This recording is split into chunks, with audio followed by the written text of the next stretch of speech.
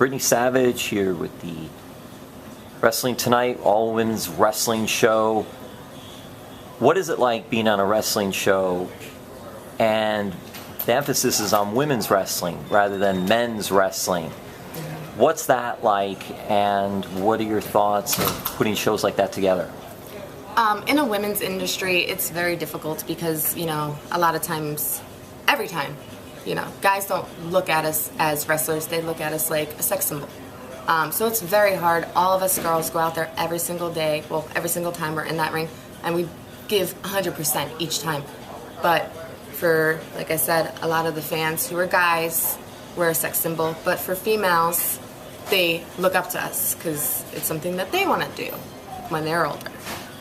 So it's different from female wrestling and male wrestling because, males are tough and all this stuff, and for us, like I said, sex symbols, but we still work hard.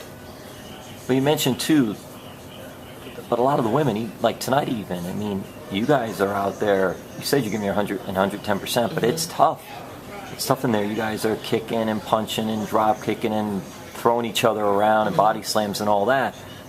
Do you think sometimes that gets overlooked, the physicality for the women's wrestling because of the sex symbol type of status? Some people enjoy it, like true fans enjoy it if they see it. Like if you watch like WWE, they don't hire wrestlers usually. There's like very rare occasions where they do hire independent females from outside, but most of the time it's models. So when you watch WWE and you see these females who are just trained from WWE, they still don't really get the concept. They might be, what's the word? They might be athletic when it comes to certain situations, but that is sex symbol. And because that is sex symbol, and true fans will know that when we're here, we are busting our butts, giving 110%. But the people who don't watch the product, or who see it maybe for a second, they see women on TV, oh, sex symbol, so that's how we are taken. What are your thoughts of that perception then? I think it sucks, to be honest, because, like, they want to see your butt, they want to see a boob pop out or something, and, you're just busting your butt, and they're like, oh, we want to see boobs, and it's like, really, motherfucker, like, I'm busting my butt, and so are these girls, we're all busting our butts, and you're gonna speak that way to us? Like, it's improper. So that's how I feel about it. How do you get over that? How do you handle that? You just talk smack right to them. Yeah, and you just say, you'll never see this, or this is the closest you will ever get to me. How much of the persona, when you're dealing with character development and getting your own personality, how has that evolved for you over your 6 years so far?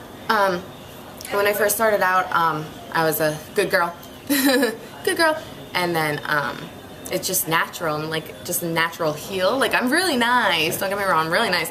But I can be a bitch to people. Like, if you treat me the wrong way, phew, you better look out. But there was this one show, and Mercedes Martinez actually saw me as a heel there. Bad guy, sorry. And she's like, that fits you. Like, that's you, that's your character. And I've just developed this heel character, and it's cool to be babyface, but people don't keep me babyface for long. I'm always a bad guy, like, always. How do you like that? I love it. I love it. I love going out there, and if someone has something bad to say about me, I just right back in their face, But being a good guy, depends. Especially like situations like that when guys are like being perverted and stuff. You can just snap right back at them, So I like it. It's fun for me.